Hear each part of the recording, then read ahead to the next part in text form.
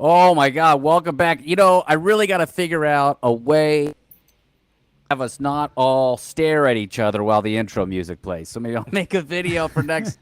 Go to Fraudwire. I'm Cena Gazdevi. Justin Williams is here with us in the virtual studio. Justin, how are you? I'm very good, Cena. How are you? It, Fantastic. It's good to see you. We've got two guests with us today. Comedian seen on TV, heard regularly on Sirius XM, and performs all over the world. Luke Thayer. The show, Luke. Oh, thank you for having me. I just did the show so I could have someone read my intro. That's the only reason I did it. I need validation. That's great. And I just want to thank you again for doing all that production design work for your back, all that crazy shit out of it. I mean, that's really, you put in the effort and we appreciate it. It's when you hire a pro, you get a pro. That's what exactly happens. right. That's exactly right. Level number one here on Fraudsters. Mackenzie Brennan is with us. She's a public interest lawyer who is currently unemployed by choice. By choice. Mackenzie, it's good to have another lawyer in the room. We both can call ourselves that, even if nothing else suggests it. We can.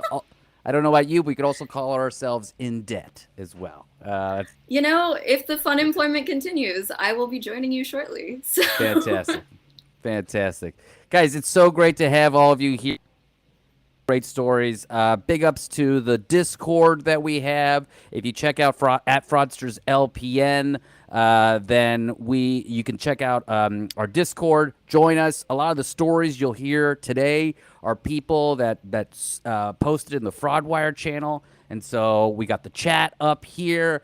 GD Cheddar says Esquire's coming through. That's exactly right. We are rocking it out on Twitch, on YouTube, on Twitter, everywhere. We're back on the Last Podcast Network Twitch, which is a huge, huge boon for us. We need all the help we can get as far as people listening to just. But let's get right into it here, huh? Have you guys seen the documentary Be Sweet about the Church of Latter-day Saints and Warren Jeffs? Have you guys talked about this? Are you guys talking about it at the water cooler? You're asking a comedian and an unemployed lawyer if they've been around the water cooler talking about these things. Yeah, I don't watch a lot of TV these days. We don't have friends or colleagues. Nope. You don't just. I'm up to date on all Netflix. Did you check out that game last night? No, none of that is happening. None of that is happening. Well, we're going to talk stock. That came out a little bit ago, but Mackenzie brought this up, and I thought it was like a really great topic because a lot of times the cult stuff is squarely in the Last Podcast on the left world, but when it comes to the financial side of things, these kind of and the sexual coercion and the financial really falls over to us as well. Warren Jeffs is prophet of a group that's like a of the Mormons. Mackenzie, do you want to actually just give us a little bit of a rundown of the FLDS? Because I don't want to screw it up. Sure. I'm an uneducated former Muslim, so I don't. I don't want to give myself the dubious distinction of like being the one closest to the FLDS. You just escaped. I did. I cut my hair off. I'm great. Ditched my husband. He's 85. So I am at least the only connection I can boast is that I'm from Arizona and I have been to their little weird nook, which is called Colorado City, even though it's in Arizona and you can only get to it through Utah. So that is my connection. Mm-hmm. Yeah, right. And I went when I was about 15, wasn't married, of course, and got a lot of really weird looks from the like 15-year-old prairie dressed hair braided girls with their babies because they were around the same age. So that is a great introduction to what the FLDS is. And so FLDS is fundamentalist Latter-day Saints as opposed to Standard Mormon, which is Latter-day Saints. And for the last 30 plus years, it's been run by the Jeffs family. And they, we'll just say, traffic in marrying many people and specifically, most troublingly, marrying young girls to older men. Warren Jeffs' dad did a lot of that. And also the men in power can like steal wives away. So even the more consensual, like love match marriages, those aren't safe either. We'll get into it, but there's a lot of many different types of corruption going on here, both financial and sexual. And so you see in this documentary series, a lot of the marriage coercion, which is obviously, you know, falls under rape law all by itself. And usually that's how they get these guys. But it also, there's a lot of contracting and financial manipulation going on too. Yeah. Warren Jeffs was arrested and is he now was arrested and he's in prison for 20 years for sexual assault. Whoever thought if you run like polygamous cult where you're marrying off children, the government will frown upon that. But that's that's how they get you. This is supposed to be America. It's supposed to be a free country. What I find interesting though is that Jeff made his money mostly through real estate and construction, and he owned over $100 million worth of property by 2006. Along with the FLDS, Warren had property in several states and major towns in Arizona and Utah. Yeah, Mackenzie, go ahead. I did want to, so I learned that part of this $100 million worth of real estate might not have even been by his own creation, because it sounds like that was also held in a trust that was many decades old that was supposed to be held for the benefit of FLDS members, so everybody. But then recently it came out that he was abusing the trust as well, because he was kind of using it, since all the homes and the property that these people lived in was held under that trust, thus he wasn't making it, he just kind of like inherited it. He would use that to punish dissenters and be like, we're taking your house now, because technically the church's trust owns it. So a little bit iffy as to whether he actually earned that through construction and real estate, or if it was just like an inherited piece of the religion. Listen, if you're going to run that many weddings and marriages, you got to pay for them. Luke, go ahead. I think that it's, to be fair to him, right? If you break it all up money-wise by each wife, it's only $64 per wife. So that's true. Wow. Thank you. Thank you. Can't live on that. Come on. We need to help him out. I like it that he literally abused the trust of his community. How about it? But the FLDS has rules that are probably similar to in prison. I think Warren Jeffs is finding out, because also in prison, your monogamous relationship aren't safe if an elder member of the community desires your mate. That's very true. A carton of cigarettes. You're mine now. And you have to like buy basic necessities over and over again. You're not entitled to them. Yeah, there's a lot of parallels.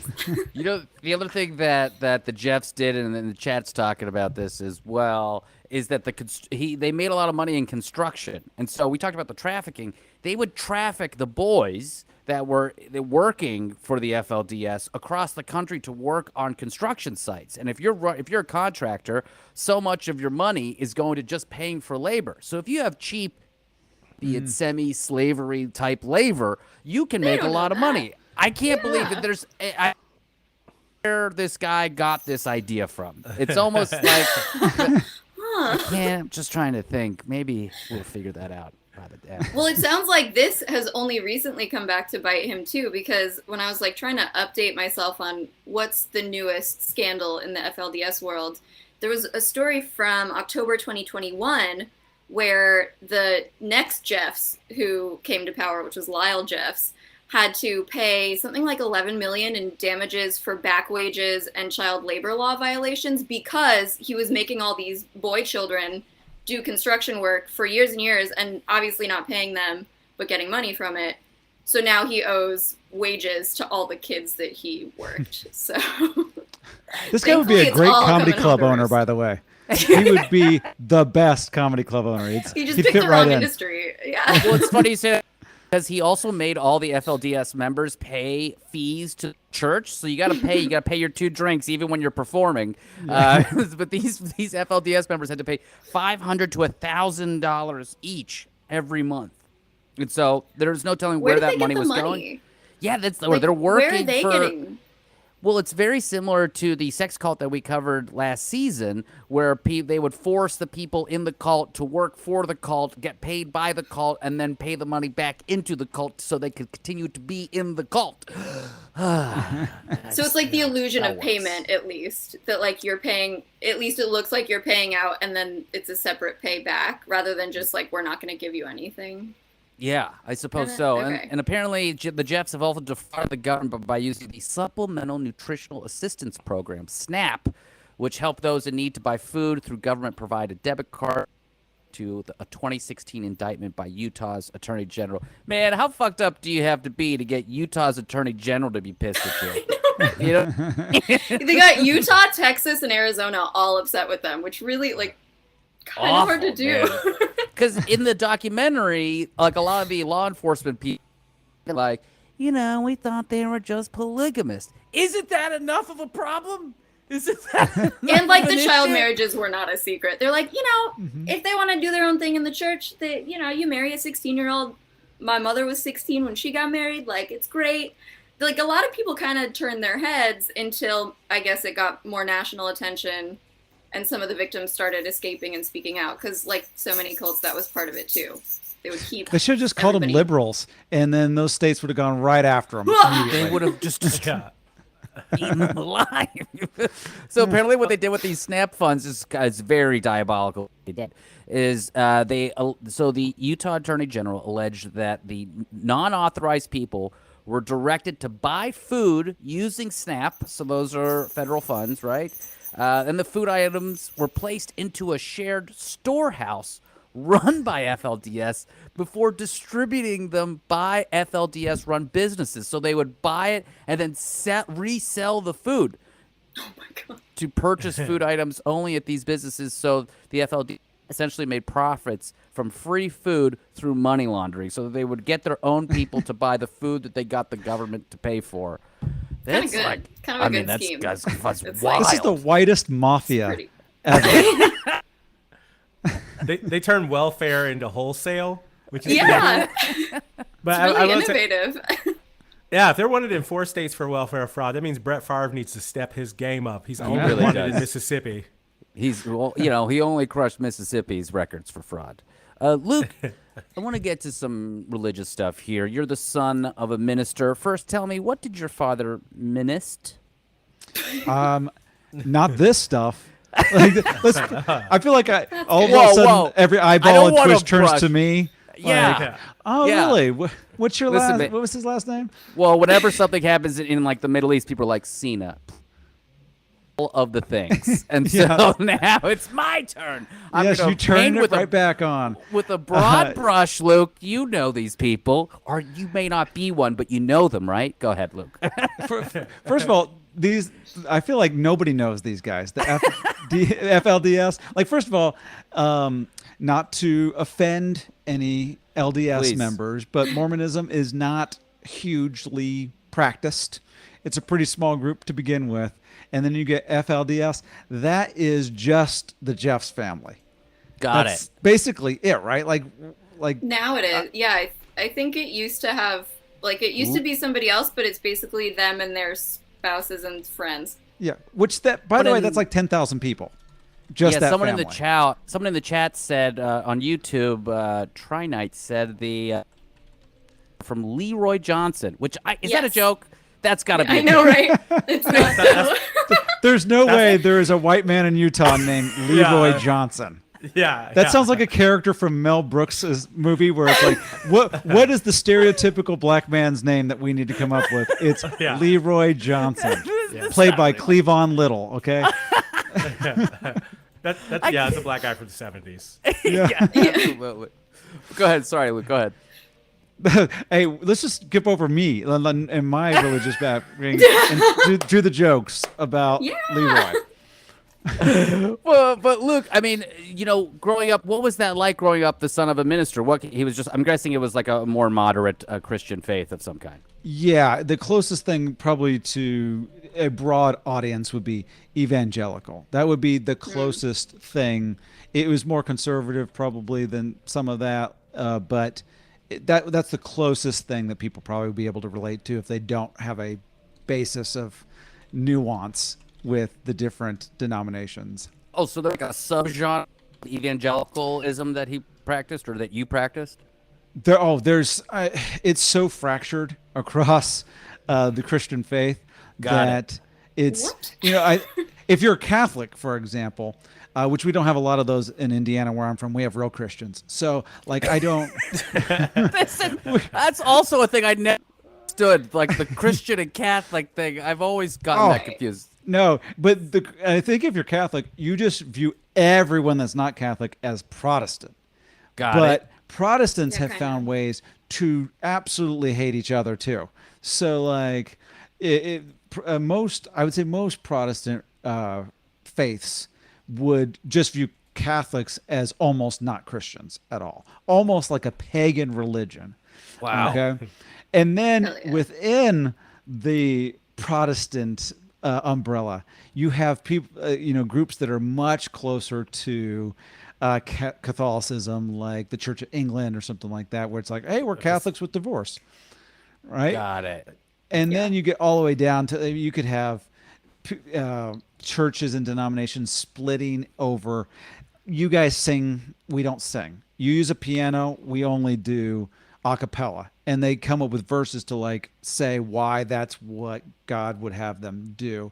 Now, I grew up in one, like the churches that I went to, it was much more of like, if the Bible says it, fine. If it doesn't, we're not going to have like a fight over it. So we don't care like what songs you're singing or what instruments you're using or anything like that. But if the New Testament, by the way, says you can only have like one wife, you can only have one wife. Like, whereas like the Old Testament might, there's more people having multiple wives. And then I guess if you believe in the Book of Mormon, then you believe again that you can have multiple wives. But nobody seems to want multiple husbands, by the way. Did you ever notice that? Like, there's they might want no it, woman but that would they're ever not want. really. They're not given. I don't think the women even want opportunity. one husband after they've had it. Yeah, They don't want to sometimes. add guys to this mix. If they only were more inclusive yeah. when they wrote these back in the day. I have a question that I wonder if anybody here can answer. Maybe Luke, because you at least know. Yes, these he's the religious expert. He knows denominations. all of Yes. these things. So, like, Book of Mormon, is that an addendum to the New Testament, or is it a because there are like Christian themes. I would think that it would be a stretch to call it addendum because it's kind of like how sometimes we'll have a great movie like Snow White or Snow White's a bad example. Like, could I pick the whitest most? Disney has like a disclaimer on this movie on their own channel. I'm like, let me pick one that they, all the kids can get behind here. A great movie like Song of the South. I saw this disclaimer. My kid put on Aladdin the other night, and it said like this has like really problematic. And I was like, oh, I could have used 15, 30, 20 years ago. God damn. I know. Well, then You they know what's play the weird about same the Song of the movie. South is Leroy Johnson is the main character, which is you're like we can't even have this on Disney anymore. So let me pick a different one. Lion King. You got Lion King, Okay. and then like 25 years later, they're like Lion King Part 2. It doesn't have any of the voice actors. It's drawn in a different style, and it goes straight to like video. And you're like, what is this? This is not like that one. That would be like the Book of Mormon, where it's like, oh, it was written, 1,870 years after the last Yeah, it's writing. recent. Right? Within the last couple. The subject material is Yeah. recent. It takes place in like frontier America. There are like Native Yeah. Americans in it, and like. John it's like Wayne actually makes an it's early appearance. American history, but then just like there's a prophet in it. It's Yeah. Mel Brooks doesn't play like a Native American. No. Oh, man. Probably. I Well, invited so- Mormon missionaries in my house because I was like, this is fucking awesome. I was like, tell me like more about this, because it's like they have like there's like pictures in it. It's just like Jesus like with corn and like chair. He actually comes means actual back. photographs. He doesn't mean drawings. Justin means photographs. in this book. Daguerreotypes. Yeah. Yeah. Incredible. That's incredible. I mean, chat said Napcat9617 says ex-Mormon here. Book of Mormon thank is you. the New Testament to the New Testament. It's the adventures of Jesus in America, which kind of makes sense, at least from watching the documentary. These the FLDS people seem real trippy, but I also want to like take a step back and think about this idea of generally like cultural relativism. Like, how much fundamentalism are we be like willing to accept in America? We want people to be able to like live and do their things, right? But like, what level of fundamental? What's the line here? Like, it's almost never good. I mean, are you asking like what is my opinion or what does the law say? Because the law's like, as long as it calls itself religion, do your thing. We don't ask questions. But me personally, I think nothing good comes out of fundamentalism, pretty much in any sect. I mean, sorry. Luke? But those are two very divergent takes. That's fine. Yeah, no, that's the law gets you to confront that. Would you mind turning off Mackenzie's camera right now, please? Yeah. Oh man, you're gonna sick your dad on me. Luke, what do you think about this idea? Gosh, I think that if you are a true follower of Jesus, and I don't know if you can throw the Mormons in this or not, maybe the ex-Mormon. First of all, I mean, Mormons feel like the Godfather Part 3 of this whole thing. Yeah, right, really Part 1, Part 2 late. are amazing, and then you're like, oh, Sophia Coppola, why is she in this? Wow. I feel like that's what was it, Joseph Smith that's in it. You're like, oh, he's the Sophia Coppola of this whole thing. So, it's. I think if you're a true follower of Jesus, the idea is that if you follow this path, you're willingly accepting this way of living, and if you do not willingly accept this way of living, then the rules don't apply to you. You do your own thing. Now, there's consequences to all of that, but it's not a something that you coerce somebody into doing, or worse, the consequences come later, right? Like, that's not really for us to dole out in that theory, that it's more, someday you'll get yours from someone else. Yeah. Kind of now, in practice, that does not usually translate because people usually get very upset about somebody else not following the rules that they have put on themselves. So, right, Justin, what do you think about it? I was mad at a guy riding his scooter on the sidewalk today. Like, he opted out of those rules, but I didn't. Did you clothesline this person? I would have. I hate that stuff. I turn into immediately crotchety old man when I see that. Yeah. It's just unsafe. It's we unsafe. all live in this society. Come on. There are children walking this sidewalk. Justin, what do you think about this cultural relativism? How much fundamentalism should we be cool with in America? I have prayed with the Mujahideen of Afghanistan. I have spent years in the caves with the hermits of Turkey. I have practiced with the Shaolin monks for many generations. So my fundamentalism is that there is no fundamentalism, that it is all the great spirit through which other people give you a peek of all of its wonderful glory. Thank you, Nation of Islam. I know. I actually thought you're in Newark right now. I thought you were going to include the Honorable Elijah Muhammad in this. But also, I'm into the one where I get to have sex a lot. So I'm in this new religion where I get to organize a community, and then I have sex with all of them. That's the FLDS. You've just entered the FLDS. But like they have to be adults. I'm not into this. Oh, cool. So you're starting a new sex cult, is what's happening. Not only am I against child sex exploitation, but anytime a woman under the age of like 21 has a lot of makeup on, like that John Benet Ramsey face really scares the crap out of me. That's really scary stuff. Yeah, I agree with you. A MILF cult would be the way to go. I think that's really the safest, most accepting. Who's going to get upset at that? There needs to be C-section scars. You need. This one's called Auntie for some reason. Like, that's the kind of cult you want. Because they can definitely consent, and they probably aren't going to be financially dependent because they have their. Yeah, that's great. And they can teach you something. They teach you how to love. They're like, wait a minute, now slow down, honey. I got that bad hip. That's great. What do you guys? I think you're onto something.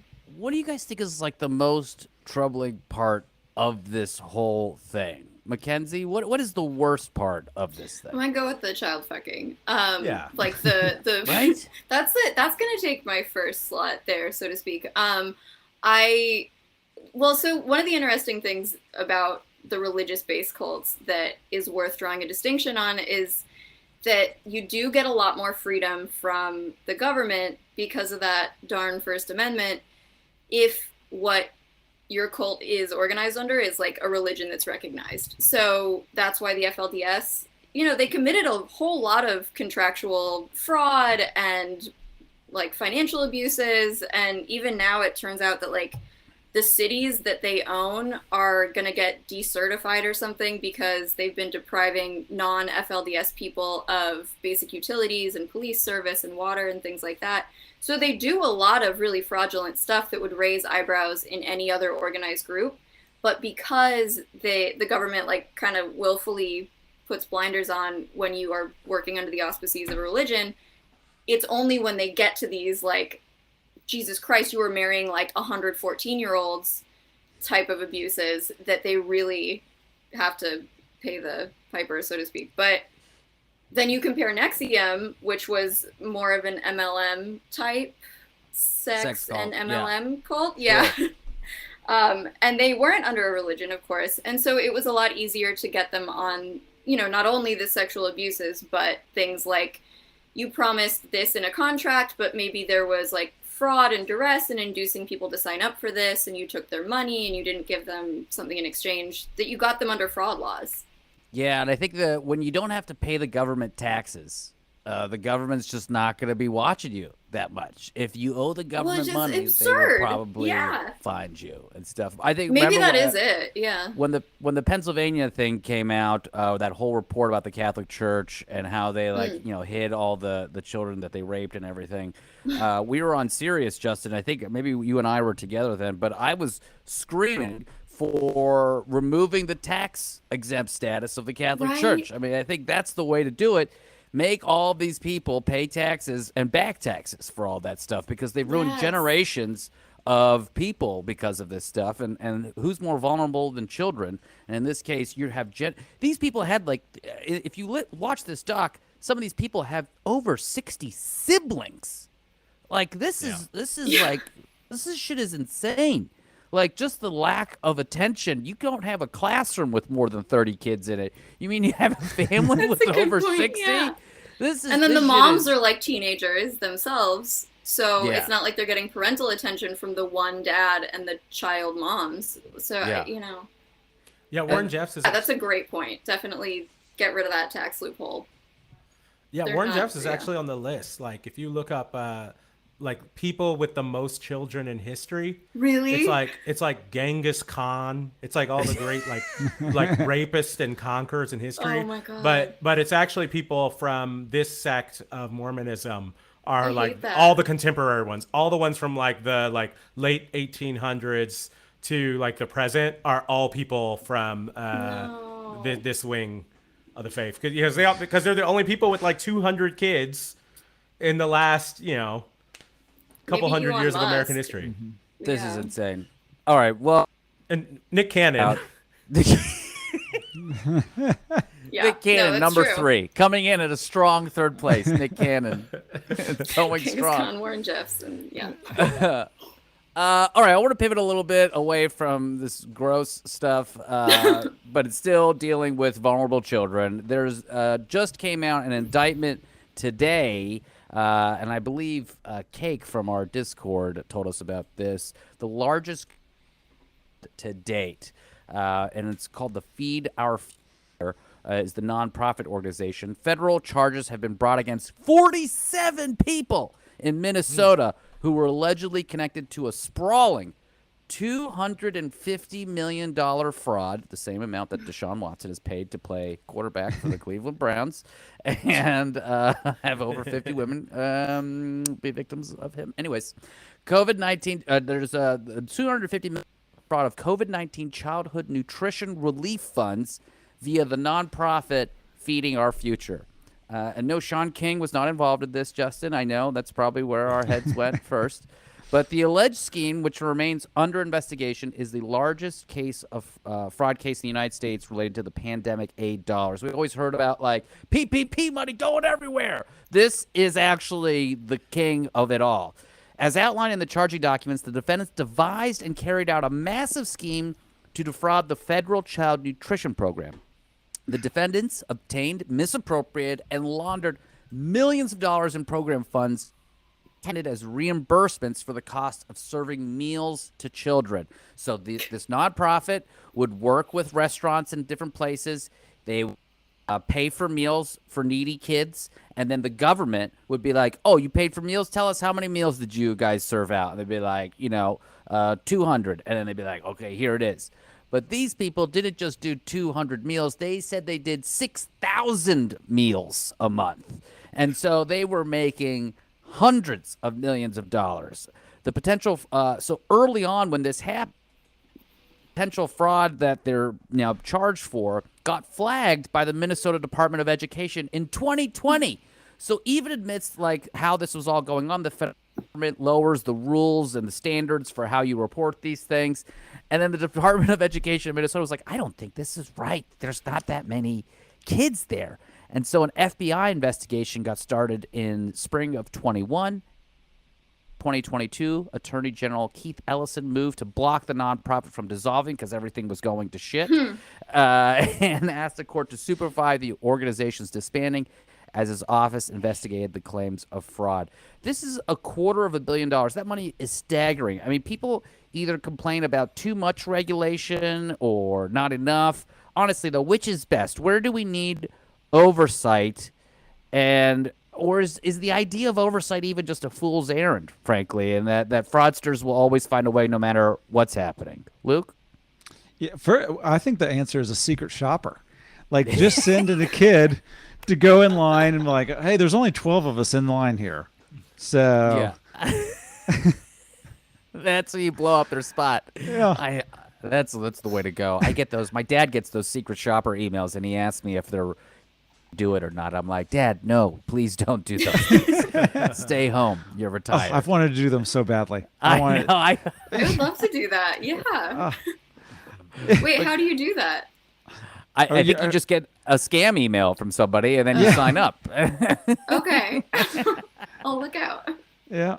By the way, this one, I feel like this one's a borderline scam because the name of it was Feeding Our Future. They didn't say we're feeding your future. We're feeding our future. You know what? Great point. So is it a scam? They're pretty direct about it. Yeah. They're like, this isn't for the kids. It's for us. Well, they have to call it, we're taking your money. That's the name of our philanthropy organization. Full disclosure, yeah. Yes. Philanthropic.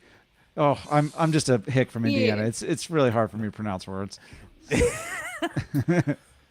But they actually didn't lie, because for all their promotional videos, they just sent out the scene from Hook where all the kids are eating invisible food. Bangarang! Yeah, that's the problem.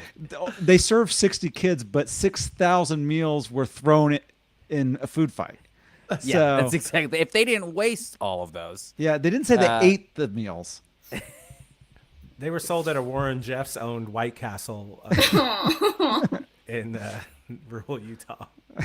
One of the happened during this, which was it's a very like a classic fraudster move that we've seen, is that at one point the Department of Education said, we're not sending you guys any more money. There's something suspect going on here.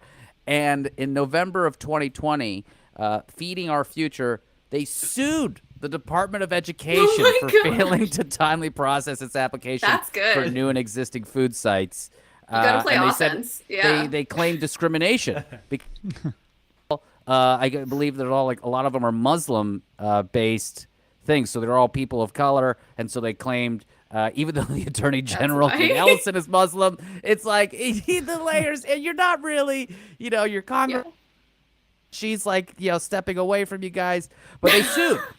And this is a thing that fraudsters do, right? They will go and they will double down on the fraud, right? They will double down. This is like Trumpian when he's like, I declassified it. What are you talking about? The declassified. This is what's so troubling about it.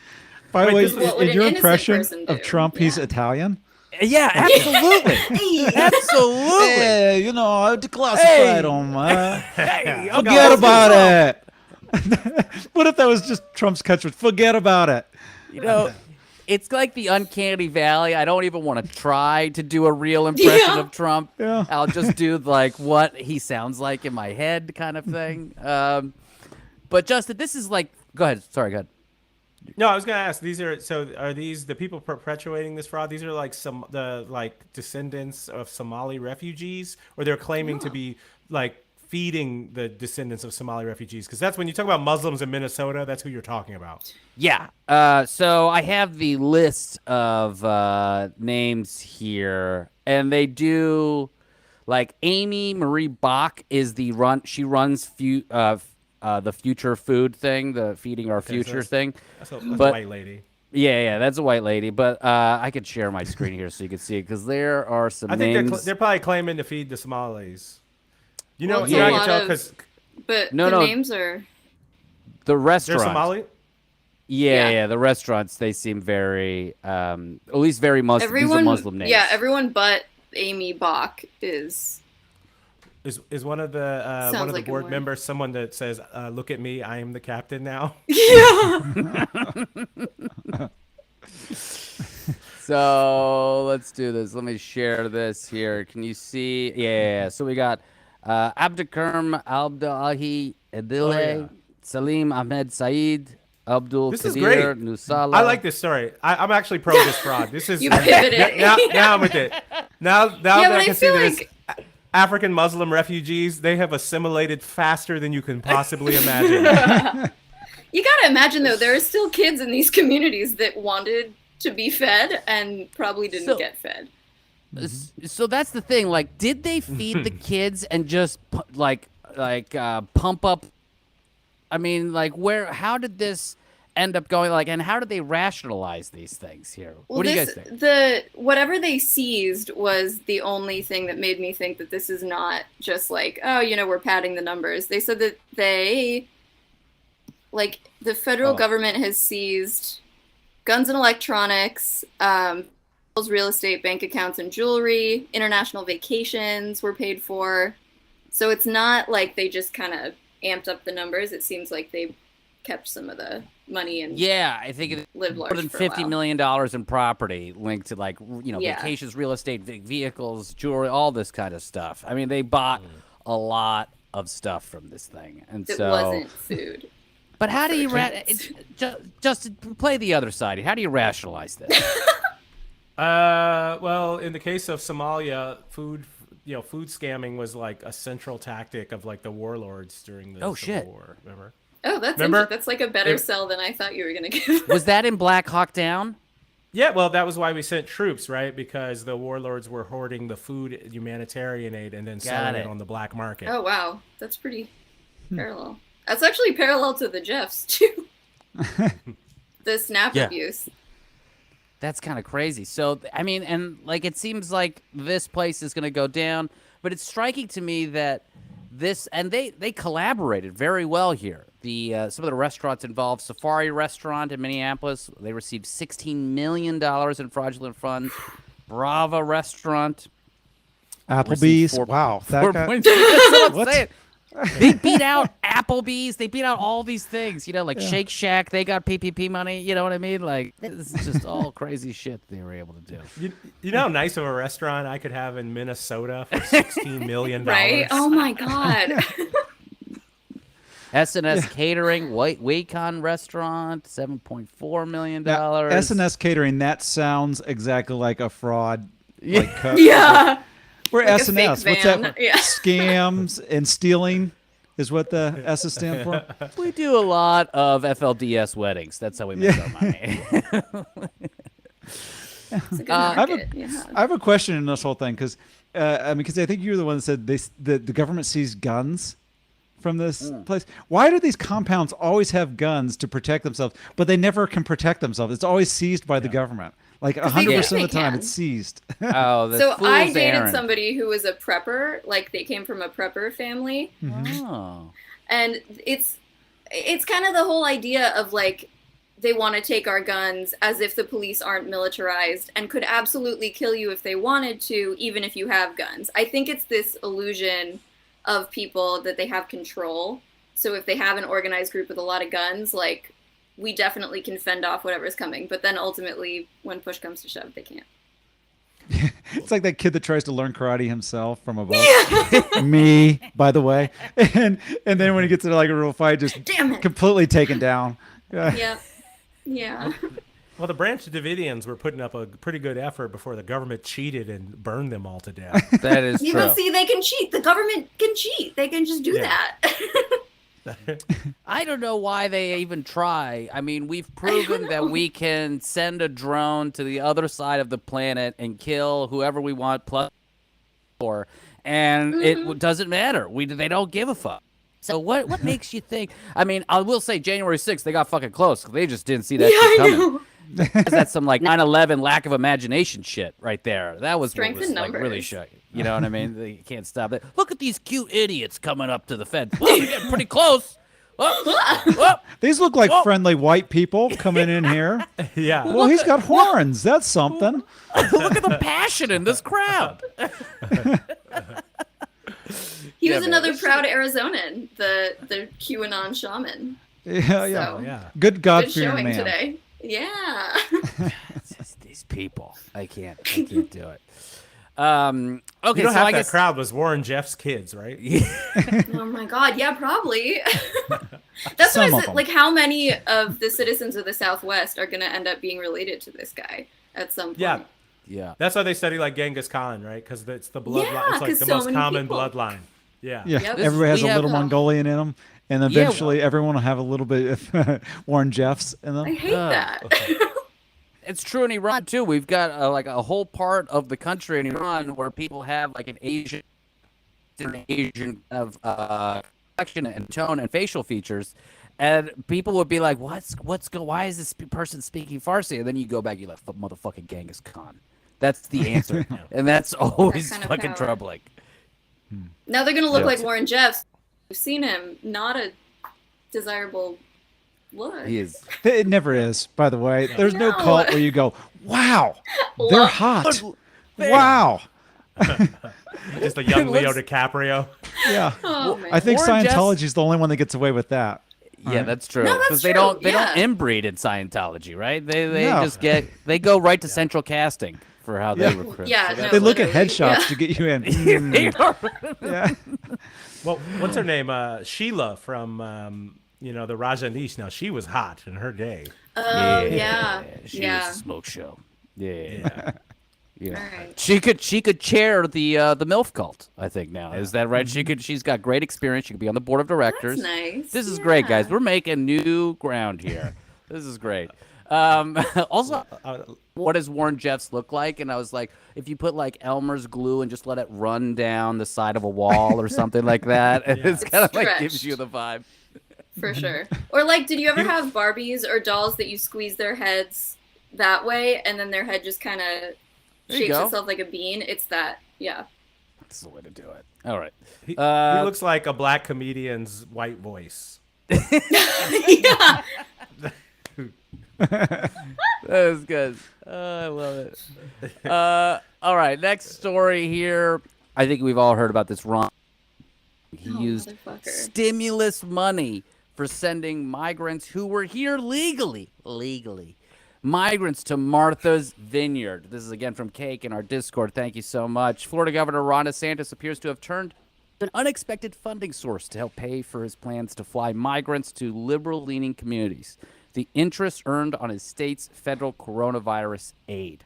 A little known as part of the Florida's recent budget dedicated a $12 million vacation campaign, an escalating effort that saw the state send 2 planes filled with dozens of migrants, children included, to Martha's Vineyard. Wow, I didn't realize all of our stories today have a lot of children in it, and it's not intentional. This is not our vibe generally, but we're That here. and We're here. misappropriating federal aid seem to be the two themes. Well, that style, but this whole children thing. But anyways, so DeSantis apparently said, "I got $12 million for us to use, so we're gonna use it." He said in a press conference last Friday, telling reporters the goal is to make sure that we exhaust all of those funds. And to set up the program, DeSantis took advantage of the fine print in the American Rescue Plan. Roughly $1.9 trillion of stimulus that was adopted by Congress per President Biden's request last year.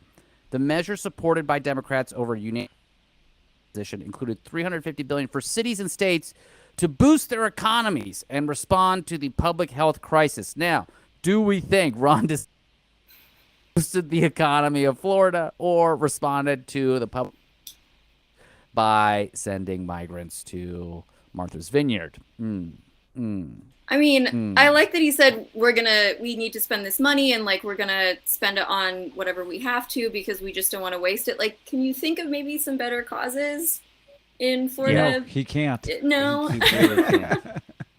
And I'm really curious as to what this fine print is, because obviously that could be a big legal issue if he uses federal funds for something that they're not earmarked for. And I think it's really arguable, even with the broad categories that this American Rescue Plan designated. It's really hard to argue that like this sending of migrants to Martha's Vineyard as a like fuck you falls in any of those categories. And so I'm not sure what they mean by fine print, except maybe that interest isn't really designated under anything. But yeah, even still. Well, here's the thing. We go back to like there's very little oversight on how these funds were used. And again, what does that mean? Reset here. Yeah, I want to reset here really quickly. Mackenzie Brennan is with us. Luke Thayer, the comedian. Justin Williams is here with us. We're rocking out about Ron DeSantis using those stimulus funds to send migrants to Martha's Vineyard. Cool. Yeah, so the regulation was too low on all of this shit, and that was how everyone how they were able to take advantage of it. Now, here's what is really diabolical.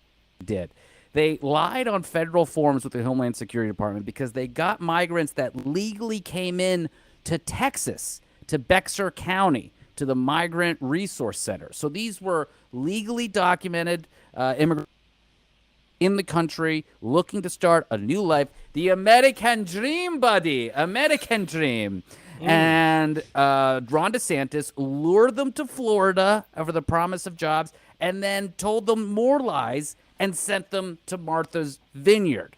Now, the person that was most upset about the migrants was Javier Salazar, the Bexar County sheriff, who now has opened an investigation about what happened with these migrants that were and they were lured from Texas to Florida, and then they're working with private attorneys to figure out how, what to do here. And what's crazy is I don't know that Judy broke, but this is wrong. It's definitely not. Well, wrong. A lot of folks are saying that it falls under the human trafficking and kidnapping statutes under federal law, which I think is like, from what I've read super perfunctorily, it does seem like it would fall under that because it's fraudulently inducing people to do something. It's weird that DeSantis did this to begin with. It's almost like he saw Greg Abbott sending migrants to New York and was like, that's a funny idea. I want some. And then induced people to come to Florida. And then Isn't this a human trafficking problem? Isn't he literally trafficking humans for a bit? It seems like it does, yeah. And some far smarter than me have been theorizing the same thing under the U.S. code. So, cool move, man. It's great. It's great how we just don't even see the migrants as people. It's like something like it's like even something like this can exist, can show like how like just depraved American society has become to where we're arguing about it. The most desperate human beings in the world as like props, as if it's punked. Like I just like load up a van full of homeless people and just drop them off on my high school principal's front lawn. And I go, you just got zazzed. It's like, no, you're a bad person. Practical Jokers. It's going to be on next season. Right? You're a terrible person. Like this whole discussion. It's like America is getting so out of control that like I'm moving my money. We hate other people. Yeah, like it's the fact that we're arguing about what law this falls under. We've missed the point. Like, yeah. But that is the next step. Like, because otherwise they're gonna keep fucking doing it. So. And there's people that think it's cool. Like it's like there's a Yeah. segment of the population that just wants to own. I mean, the other population so much at all costs. It's like this is like how like the gladiators and stuff happen. Yeah. I know who thinks it's cool. Hey, forget about it. I know who that is. Wow, that's an incredible. You should be on Saturday Night Live. Has anyone ever told you that, Luke? That My name is Trump. I'm sticking to it. Hey, big guy Donnie Trump here. You know how you. Ooh, Hey.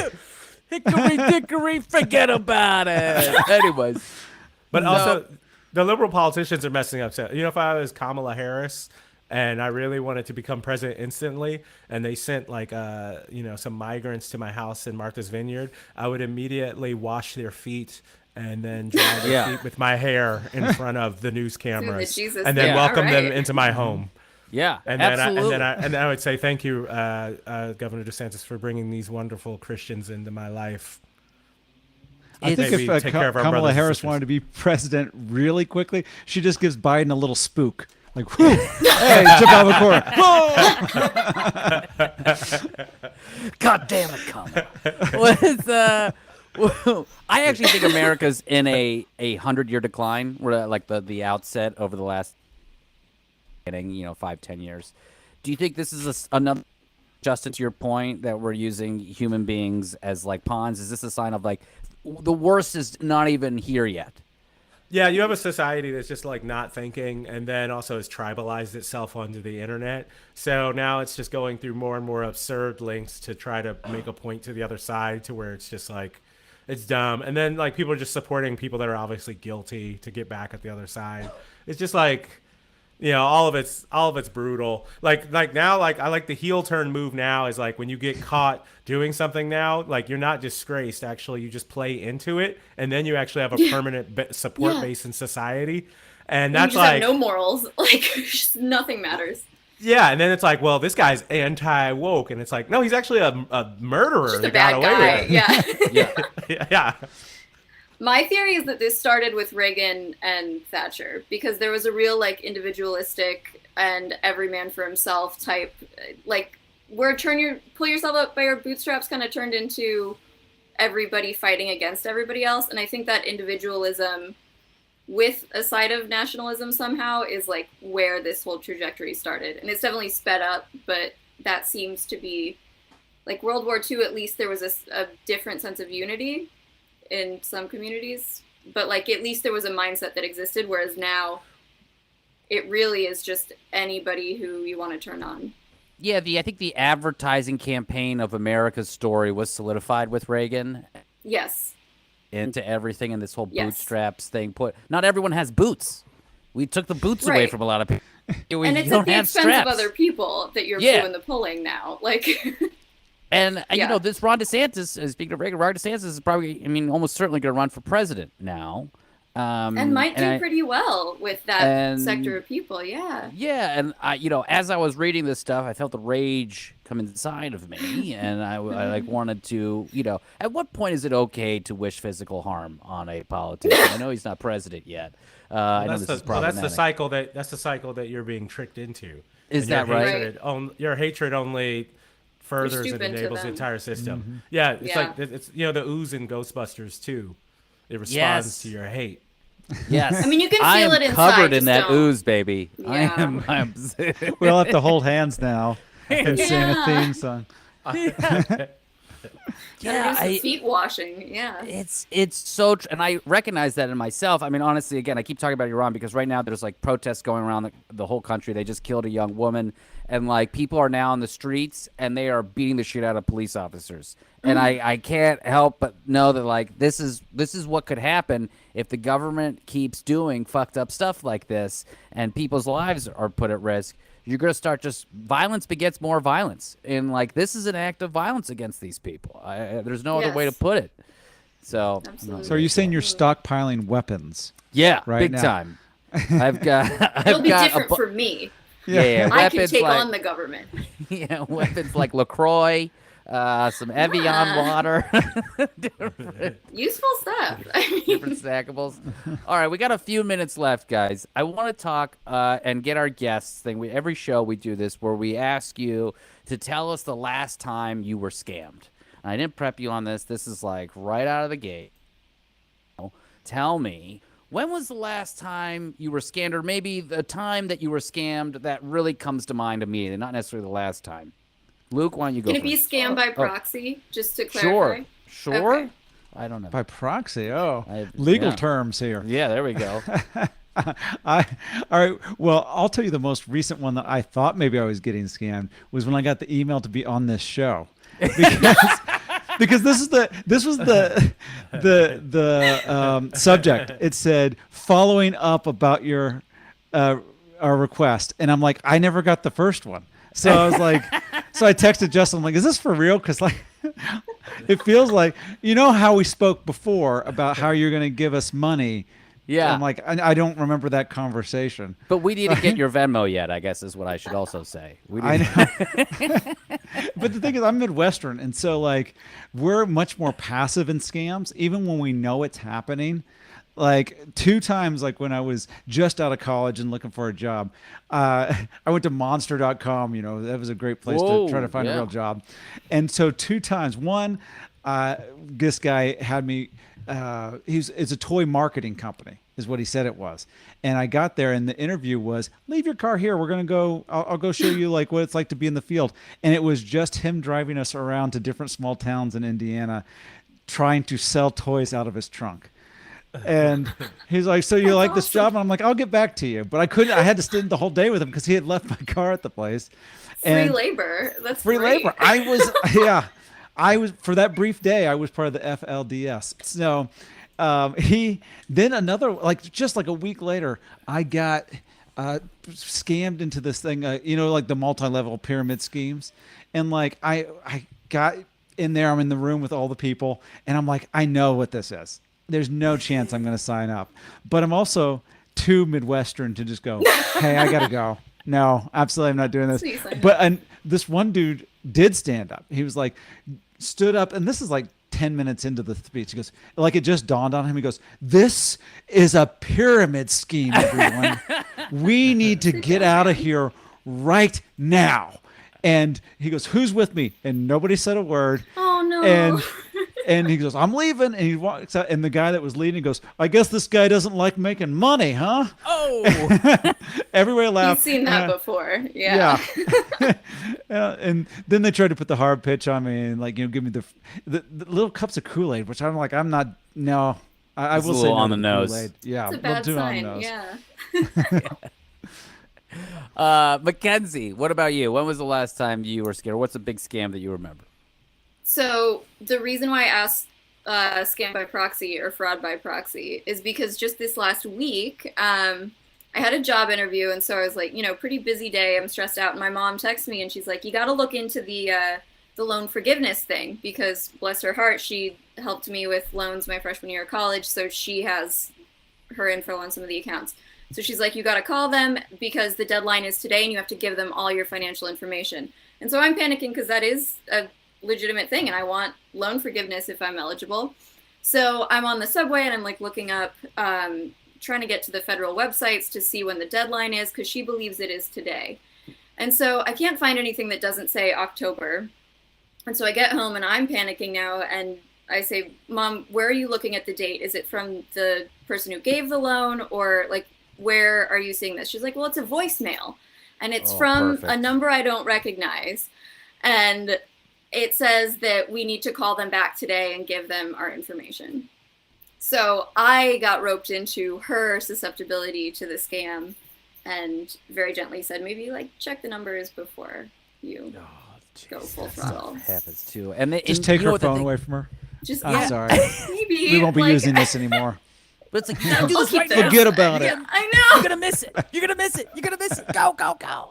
Just give them your social right now. Don't think about it. Like. So yeah. Mackenzie, Luke, at MKZ Joy, Brennan at great handle. That's great. That's a great username. At Justin _Williams _comedy. I'm at Cena Now. Thank you all so much for being on Fraudwire. This was so much fun. Thank you. We guys. talked about children and Justin's Frozen. And Perfect it face so for the crazy. Yes. This is going to be great trying to get his upload there. All right, I'm taking guys. a picture of this. My computer froze. Oh. Oh, leave it up. Don't. All right. Thanks, everybody.